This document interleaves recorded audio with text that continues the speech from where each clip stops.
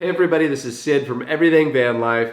Today I'm really pumped to show you guys how I analyze deals on my favorite digital marketplace platforms so that I don't end up spending thousands more than I should on a camper. I can't tell you how many people have come to me with some Craigslist link that they're convinced is the best deal, and right when I click it and start reading the description and looking at the photos, I know that if they bought this at the asking price, it'd be $10, $20, sometimes even $30,000 overpriced. So I want to make sure that you guys are getting into campers that you're really stoked about and that are worth their value, because I'm just tired of seeing so many people getting essentially scammed. There's some really key tips in here, especially some stuff that I talk about at the end, so make sure to stick around. Today my friend texted me this van and we kind of commiserate about price of vans in this market, and this one's just, it's $115,000 for a 2006 Sprinter. It does have 32,000 miles on it. It's got a full build inside. It looks cool. But that's so much money. So let's break it out real quick to try to figure out what this person is asking for in labor. So how much they're charging to basically put the van together. So we've got a $115,000 asking price. The Kelley Blue Book value for this van is around $20,000. Let's just give him the benefit of the doubt and say that he got the van for $25,000. Let's also give him the benefit of the doubt and say that he paid $40,000 in materials. So that leaves $50,000 that they're charging for labor. That's just a lot of money to be charging for labor. It is a really cool build, and a lot of people couldn't do this. That doesn't necessarily mean that this guy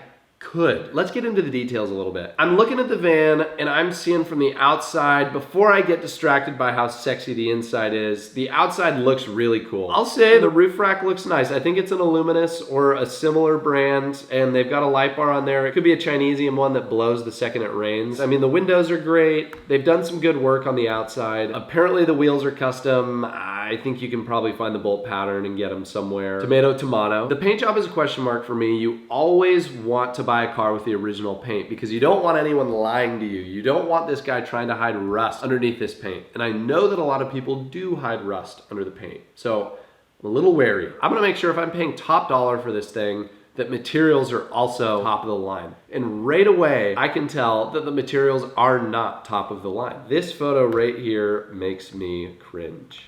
Okay, man, I've got so many things running through my head. This right here, this plywood end grain, shows me that they used not the cheapest plywood you can buy, but like the level up from the cheapest at Home Depot called ACX. An ACX plywood cabinet, when it heats up, it's gonna flex, and inside that van, it's gonna get 120 degrees when you're not in it, and it's gonna be baking in the sun. Then you're gonna go down to 30 degrees, and the cabinets were gonna be warped one way, and then they're gonna be warped another way, and then the doors aren't gonna open and close, and then the drawers aren't gonna open and close. This is a huge red flag. Right here tells me that I should not spend $115,000 on this van. Not to mention, what is going on with this outlet?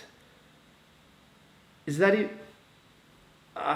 all these components are Amazon specials. If you like that, then great, but if you want the highest of quality things in this expensive van that you're buying, you're gonna not want it to be Amazon brand. Cabinet reveals are probably the most obvious place to spot poor craftsmanship. I can see right here that the cabinet faces are not aligned. This looks okay, which I'm kind of impressed by. You can see that this line here is diving and is more open over here, meaning that the face of the cabinet is sagging a little bit. This face is riding slightly to the right. It should be straight up and down. They also aren't using positive latch hardware, which means if you go around a corner too fast, all this stuff is swinging open. Even this rear door shower situation, it's cool in practice. In reality, it's not cool because they don't even work that well. If you have 40-degree water, generally these things only heat it to like 60, maybe 80 degrees hotter than the actual temperature coming out. So you might say, oh, okay, 120, that's super hot. By the time it actually gets out of the shower and onto your body, it's more like 100. To the normal person, that feels like a pretty lukewarm shower. Or if you're at higher altitude, this thing won't work as well. It's kind of painful.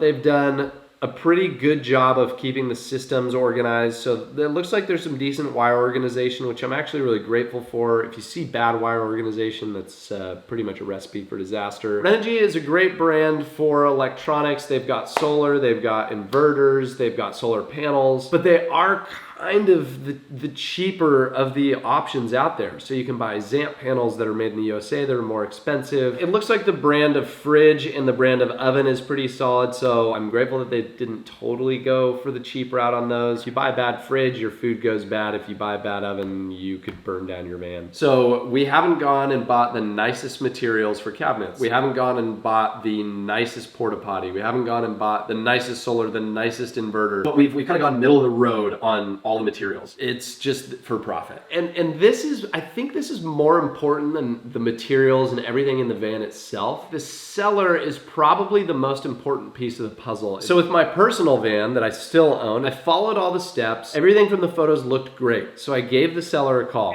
Okay, sounds great. So we still meeting at Safeway? Through the phone call, I learned that he was the second owner and that he had every single maintenance receipt down to the wipers that he had purchased since the day the car rolled off the lot. But generally, you want to aim for a seller that has a personal relationship with the van. This isn't just a business endeavor for them. This is something that they've actually really cared for and cared about, and they're almost regretting selling it to you. I don't know about this guy and what he's trying to sell this van for, other than it just seems like he's trying to make a profit. I just can't stress enough how much the seller matters when you're buying a van. So many of my friends have walked up to a Facebook Marketplace deal or a Craigslist deal, and immediately they knew they had to buy the van because the seller cared for it. If you can imagine the seller treating the camper well, then chances are they did. But if there's something weird about them or they're just kind of an indecent human in general, just it's obvious, but don't do it, you guys. So I think at the end of the day, if you really want to jump into a build, you have to make sure that obviously it's within your budget, that you've done your due diligence. If you don't know cabinetry too well or you don't know electrical too well, send a couple screenshots to your friends who do know those things, or post on forums and ask people. People will totally give you their constructive feedback, and that'll be super helpful in your process. But don't just get sucked into the sexiness, because that's never going to do you any good. You also need to make sure that you like the seller and you trust the seller. You want to make sure that there's some sort of story behind the van. At least you're probably going to get the best deal if there is some sort of story behind the van. If somebody's just in it for the business and they're trying to make the most money that they can.